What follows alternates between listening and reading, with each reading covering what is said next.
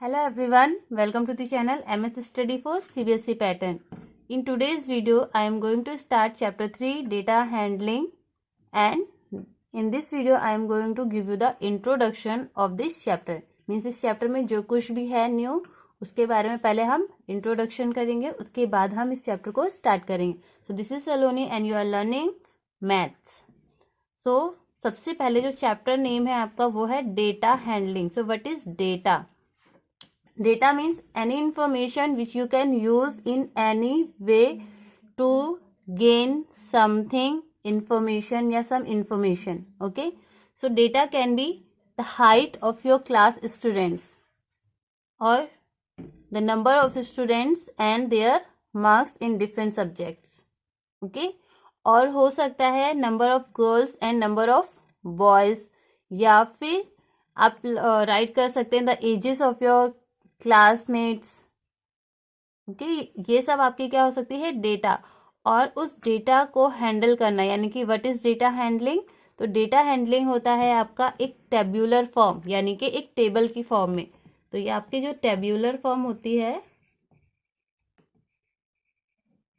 वो कुछ आपके इस टाइप से बनती है. सबसे पहले आ जाता है आपका यहाँ पर जो भी आपको इंफॉर्मेशन गिवन होगी, या फिर सपोज कर लीजिए यहाँ पर आपको हाइट गिवन है, height of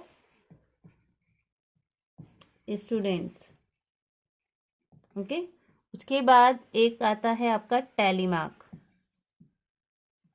और उसके बाद आ जाता है फ्रीक्वेंसी. ठीक है, तो सपोज कीजिए आपको यहाँ पर हाइट्स गिवन है बच्चों की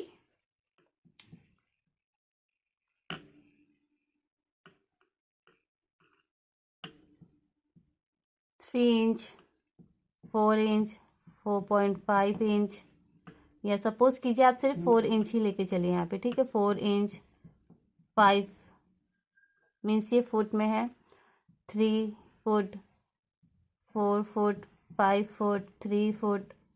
ओके, इतनी आई थिंक इनफ है. तो यहाँ पर आपको जो हाइट्स गिवन स्टूडेंट्स की वो कितनी है, 3, 4 एंड 5. ठीक है, तो हाइट ऑफ स्टूडेंट जब आप 3 लेंगे तो 3 कितने बच्चों की हाइट है वो आप काउंट कर लीजिए. 1 2 3 स्टूडेंट्स की है. मीन्स ऐसे 3 स्टूडेंट्स हैं जिनकी हाइट 3 है, तो उसकी फ्रीक्वेंसी हो गई आपकी 3. और टैली मार्क में आप कैसे शो करेंगे, 1 2 3. ठीक है, इसमें क्या होता है आपका टैली मार्क का शो करने के लिए, अगर आपकी फ्रीक्वेंसी 1 आई है, मीन्स किसी भी एक बच्चे की हाइट अगर आई है कितनी, यहाँ पे आप ले लीजिए जैसे 4 है, कितने टाइम्स आई है 4 भी, 1 2 3 टाइम्स. तो यहाँ पे जब आप 4 लिखेंगे तो यहाँ पर आपका टैली मार्क में 3 आएगा, और यहाँ पे भी आप 3 राइट करेंगे. ऐसे सपोज कीजिए यहाँ पर 5 जो है वो कितने टाइम्स आया है, 2 टाइम्स, यानी कि 5 हाइट जो है वो 2 स्टूडेंट्स के. तो यहाँ पर 2 लाइन्स होंगी और यहाँ पर आपके 2 लिखा जाएगा. अब सपोज कीजिए कोई वैल्यू है आपकी, यहाँ पर जो एक हाइट ले लेते हैं 2. ठीक है, वो आई है आपकी कितने टाइम्स, 5 टाइम्स. तो आप उसे कैसे डिनोट करेंगे, तो उसे डिनोट करने का तरीका है 1 2 3 4. 4 के बाद आप इसे डायगनली इस तरीके से कट कर देंगे, और फिर आप यहाँ पर राइट करेंगे 5. मीन्स 2 हाइट वाले, जो 2 फुट की हाइट वाले बच्चे वो कितने हैं, 5 हैं. और अगर आपका ये 5 से ज़्यादा भी हो जाता है तो आप इसे फर्दर कैसे दिखाएंगे कि आपका यहाँ पे 5 तो कंप्लीट हो गया है, 6 नंबर में अगेन आप इसमें एक वर्टिकल लाइन ड्रॉ कर देंगे. ठीक है, तो ये हो जाएगा फिर आपका 6. ठीक है, तो यहाँ पर जो 1 वैल्यू है टैली मार्क में उसको आई से 1 यानी कि 1 टाइम से दिखाते हैं. 2 के लिए डबल लाइन, 3 के लिए ट्रिपल लाइन, 4 के लिए 4 टाइम्स लाइन, 5 के लिए 1 2 3 4 and the 5th line is diagonal, और 6 के लिए 1 2 3 4 डायगनल लाइन एंड अगेन 6. और अगर आपको 7 रिप्रेजेंट करना है तो 1 2 3 4 5 6 7. एंड सपोज कीजिए आपको 10 डिनोट करना है, तो 10 कैसे डिनोट करेंगे, 1 2 3 4 5 1 2 3 4 5. इस तरीके से आपका ये 10 डिनोट हो जाएगा। तो ये हो गया है आपका tabular form. Let's take the new topic. Next topic is range. Range क्या होता है? ये होती है आपकी हाईएस्ट ऑब्जर्वेशन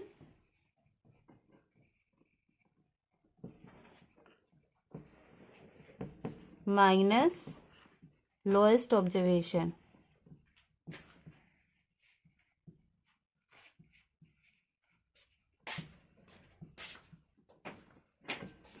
फॉर एग्जाम्पल, आपको यहाँ पे जो 10 टीचर्स हैं आपके स्कूल के, उनकी एज दी हुई है, ठीक है। तो किसी की एज है 39, 41, 28, 35, 50, 37 एंड 43। 10 टीचर्स हैं, 1 2 3 4 5 6 7, 42, 37 एंड 38। ये हो गई आपके 10 टीचर्स की एज। अब आपको फाइंड करना है इनका रेंज। तो रेंज कैसे फाइंड करेंगे? Highest observation minus lowest observation. तो यहाँ पे देखिए हाईएस्ट ऑब्जर्वेशन कौन सी दिखाई दे रही है? 50 है and the lowest observation is 28। तो रेंज आपका कैसे निकल आएगा? 50 minus 28 which is equals to 22। तो आपका यहाँ पर रेंज आ जाएगा, ठीक है। तो इस तरीके से आप किसी भी क्वेश्चन में रेंज को फाइंड कर सकते हैं। रेंज का फॉर्मूला होता है highest observation minus lowest observation. चलिए अब नेक्स्ट टॉपिक देखते हैं। Next topic is arithmetic mean. इसे आप नॉर्मल लैंग्वेज में एवरेज का नेम भी दे सकते हैं, ठीक है। तो यहाँ पे जो आपका एरिथमेटिक मीन निकालने का फॉर्मूला है वो है आपका sum of all observation upon number of observations.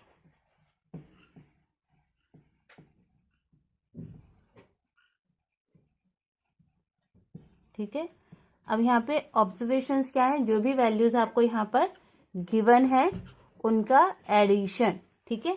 Suppose कीजिए किसी एक बच्चे के मैथ्स में, हिंदी में और एसएसटी में मार्क्स आए हैं 10 में से, ठीक है। आउट ऑफ 10 है 9, 7 और 8, ठीक है। तो आपको इसका एरिथमेटिक मीन निकालना है। तो उसे आप कैसे निकालेंगे? सबसे पहले करेंगे हम सम ऑफ ऑल ऑब्जर्वेशंस, यानी कि 9 + 7 + 8 अपॉन में नंबर ऑफ ऑब्जर्वेशंस कितने हैं? 1 2 3, ठीक है। अब इनको हम ऐड कर लेते हैं। तो ये हो जाएगा 9 और 7 16, 16 और 8 24 अपॉन 3। तो 3 1 सा 3, 3 8 = 24। तो आपका यहाँ पे एरिथमेटिक मीन क्या आ गया है? 8, ठीक है। इस तरीके से आप एरिथमेटिक मीन निकाल सकते हैं। ये आपका फॉर्मूला है, सम ऑफ ऑल ऑब्जर्वेशंस अपॉन में number of observations. Now the next topic is mode, ठीक है। मोड मीन्स होता है मोस्ट रिपीटिंग वैल्यू या रिपीटेड वैल्यू, ठीक है। तो आपको जो भी वैल्यू यहाँ पर गिवन हो, सपोज कीजिए यहाँ पे आपको 10 टीचर्स की जो एज दी हुई है 41, 35, 35, 37, 40, 40, 60, 40 एंड 40, 1 2 3 4 5 6 7 8 9 एंड लास्ट में भी आपको 40 गिवन है, ठीक है। ये आपको 10 टीचर्स की एज दी हुई है, ठीक है, ईयर्स में। तो यहाँ पर आपको मोस्ट रिपीटेड वैल्यू यानी कि मोड निकालना है। तो इसमें आप देखिए 41 कितने टाइम्स आया है? ये आया है आपका 1 टाइम, ठीक है।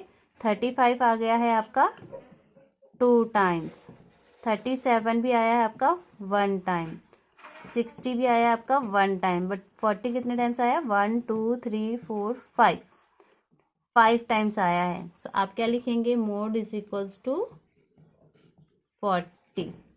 ठीक है, तो मोड आपका यहाँ पे क्या आ गया है 40, क्योंकि ये होती है आपकी मोस्ट रिपीटेड वैल्यू, यानी कि जो भी आपको यहाँ पर डेटा गिवन है उस डेटा में आपको सबसे ज़्यादा बार कौन सा नंबर गिवन है वही हो गया आपका mode. Okay, now the topic is median. Median मतलब होता है मिड टर्म, ठीक है, या फिर मिडल टर्म, मिडल टर्म या फिर you can say it mid term. ठीक है, तो इसे आप कैसे फाइंड करेंगे? सपोज कीजिए किसी एक स्टूडेंट्स के मार्क्स गिवन है आउट ऑफ 10 आपको 9, 7, 6, 8, 5। ठीक है, ये आपके 5 सब्जेक्ट्स के मार्क्स हैं। तो सबसे पहले जब भी आपको यहाँ पर मीडियन फाइंड करना है, you have to arrange the data in ascending और डिसेंडिंग ऑर्डर। ठीक है, विदाउट डिसेंडिंग ऑर्डर या असेंडिंग ऑर्डर में इसे किए बिना आप इसका मीडियन फाइंड नहीं कर सकते हैं। तो सबसे पहले हम इसे अरेंज कर लेते हैं असेंडिंग ऑर्डर में। तो सबसे छोटी वैल्यू यहाँ पर है आपकी 5, उसके बाद है 6, उसके बाद है 7, उसके बाद है 8 और उसके बाद है 9। अब देखिए मिडिल टर्म यानी कि मीडियन यहाँ पर क्या है 7 है। ठीक है, क्यों? क्योंकि इसकी स्टार्टिंग में भी 2 वैल्यूज हमने लेफ्ट की है, उसके लास्ट में भी, यानी कि राइट हैंड साइड में भी हमने 2 वैल्यूज को लेफ्ट किया है और लेफ्ट हैंड साइड में भी 2 वैल्यूज को लेफ्ट किया, और ये हो गया है आपका बीच का टर्म, इसलिए यही हो गया है आपका मीडियन।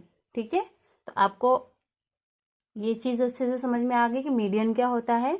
सो अब आते हैं हम नेक्स्ट टॉपिक पर। So next topic is bar graph. Bar graph जो होता है वो आपका 2 टाइप्स का होता है। एक तो होता है आपका सिंगल बार ग्राफ,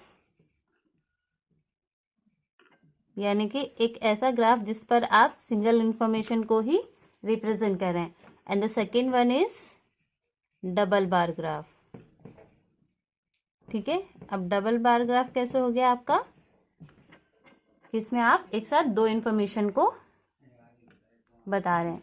तो यहाँ पर हम एग्जांपल ले लेते हैं कि सेमेस्टर 1 में किसी एक स्टूडेंट्स के हिंदी, इंग्लिश और मैथ्स, इन 3 सब्जेक्ट्स के मार्क्स आपको दिखाने हैं। ठीक है, तो यहाँ पर मार्क्स आए थे आपके, सपोज कीजिए 9, 7 एंड 5।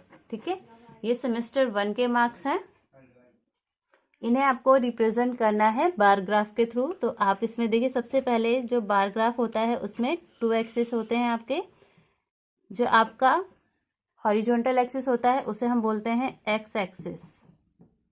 ठीक है, और जो आपका वर्टिकल लाइन होती है इसे हम बोलते हैं वाई एक्सिस। ठीक है, और इन एक्सिस को कुछ जो बॉक्सेस होते हैं बार ग्राफ पे, क्योंकि यहाँ पर बार ग्राफ नहीं है इसलिए आपको अच्छे से नहीं शो हो पा रहा है, बॉक्सेस गिवन होते हैं। उन बॉक्सेस के डिस्टेंस जो होते हैं वो हमेशा क्या होते हैं? इक्वल होते हैं, क्योंकि वो स्क्वायर शेप में होते हैं। और यहाँ पर आपको ओ दिया होता है, ओ मीन्स ऑरिजिन, जहाँ से आपको इन्फॉर्मेशन अपनी स्टार्ट करनी है। ठीक है, तो आपको जो यहाँ पे डेटा गिवन है उसमें मार्क्स हैं एंड सब्जेक्ट्स हैं, तो हम मार्क्स को डिनोट करेंगे वाई एक्सिस पे। ठीक है, और क्योंकि मार्क्स आपके 5, 7, 9 है तो इसे आप इस तरीके से डिनोट कर सकते हैं 1, यानी कि जो 0 के बाद इस फर्स्ट स्क्वायर जहाँ पे कंप्लीट हो रहा है वहाँ पे आप 1 लेंगे, नेक्स्ट पे 2, 3, 4, 5, 6 और इसे और आगे बढ़ा लेते हैं 7, 8 एंड 9। ठीक है, और यहाँ पर जो आपके सब्जेक्ट्स हैं उन्हें हम यहाँ पे डिनोट कर देंगे हिंदी, इंग्लिश एंड मैथ्स। यहाँ पर क्योंकि मैंने बॉक्सेस के अकॉर्डिंग लिया है तो देखिए फर्स्ट बॉक्स छोड़ने के बाद जो सेकंड बॉक्स है उसमें मैंने हिंदी लिया है, उसके बाद थर्ड वाला बॉक्स छोड़ के इंग्लिश लिया है, और उसके बाद नेक्स्ट वाला बॉक्स छोड़ के उसके बाद उसके अगले नेक्स्ट बॉक्स में हमने मैथ्स लिया है। तो आपको हिंदी में कितने मार्क्स हैं वो आपको बताना है। हिंदी में 9 मार्क्स हैं, तो आपको क्या करना है, स्केल की हेल्प से इसे ड्रॉ करते हुए ले जाना है जहाँ पर आपका 9 है, यानी कि ठीक 9 के सामने, और फिर उस पूरे बॉक्स को बराबर करते हुए आपको नीचे तक इसे इस तरीके से ड्रॉ कर देना है। तो ये आपका हिंदी के लिए बन गया, क्योंकि हिंदी ठीक 9 के सामने जाकर रुका है, इसलिए हिंदी में 9 मार्क्स हैं। उसके बाद इंग्लिश में 7 है, तो 7 देखिए आपका कहाँ है, ये है आपका 7, तो ठीक 7 के सामने ही आपको इसको बनाना है। ठीक है, ये हो गया आपका 7, यानी कि इंग्लिश में 7 मार्क्स है। और मैथ्स में 5 है, तो 5 के ठीक सामने आपको लाइन ड्रॉ करनी है और इस तरीके से इसके बॉक्सेस को आपस में मिला देना है। तो ये हो गए आपके मैथ्स के मार्क्स। और ये है आपका सिंगल बार ग्राफ, यानी कि एक बार ग्राफ पे सिंगल इंफॉर्मेशन को आपने यहाँ पे डिनोट किया है। अब इसी के साथ अगर यहाँ पर आपको सेमेस्टर 2 के भी मार्क्स गिवन होते, और वो भी आपके होंगे कितने में से, 10 में से। ठीक है, तो ये हो जाएगा आपका, सपोज कीजिए हिंदी में 8 आए हैं, इंग्लिश में 5 आए हैं और मैथ्स में 7 आए हैं। ठीक है, तो अब आप इसे कैसे रिप्रेजेंट करेंगे, तो उसके लिए देखिए मैं क्या करूँगी, इस बार ग्राफ को यहाँ से इरेज करके, क्योंकि मुझे यहाँ पर अब डबल बार ग्राफ बनाना है, तो मुझे यहाँ पे नंबर ऑफ बॉक्सेस जो है वो इंक्रीज करने पड़ेंगे और इसे भी मुझे यहाँ से इरेज करना पड़ेगा। आप देखिए ये कैसे बनेगा, जो हमने फर्स्ट बॉक्स छोड़ा था उसके बाद ये जो 2 बॉक्स हैं ये हो गए हमारे हिंदी के लिए, क्योंकि हमें यहाँ पे डबल इंफॉर्मेशन देनी है।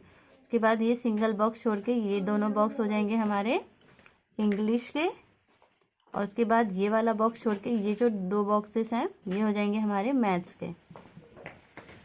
तो जो हमारी फर्स्ट वाली इन्फॉर्मेशन थी, यानी कि हिंदी में जो 9 मार्क्स थे, उसे हम यहाँ पर पहले डिनोट कर लेते हैं। ठीक है, लाइन स्ट्रेट होनी चाहिए आपकी स्केल से जब आप ड्रॉ करेंगे। अब देखिए सेकेंड सेमेस्टर में मैथ्स में हिंदी में आए हैं 8 मार्क्स, तो इसको सिर्फ आपको क्या करना है, 8 के सामने से इस तरीके से रख के और इसे इस तरीके से नीचे तक ड्रॉ कर देना है। उसके बाद इंग्लिश में आपके फर्स्ट सेमेस्टर में थे 7 मार्क्स, तो उसको 7 के सामने लेकर आना है और इस तरीके से इसे ड्रॉ कर देना है। और उसके बाद आपके नेक्स्ट सेमेस्टर में यानी कि सेमेस्टर 2 में 5 मार्क्स हैं, तो 5 के सामने जाके इस तरीके से और इसे ड्रॉ कर देना है। उसके बाद मैथ्स है, मैथ्स में सेमेस्टर 1 में 5 मार्क्स थे, तो 5 के सामने से ड्रॉ कर देना है।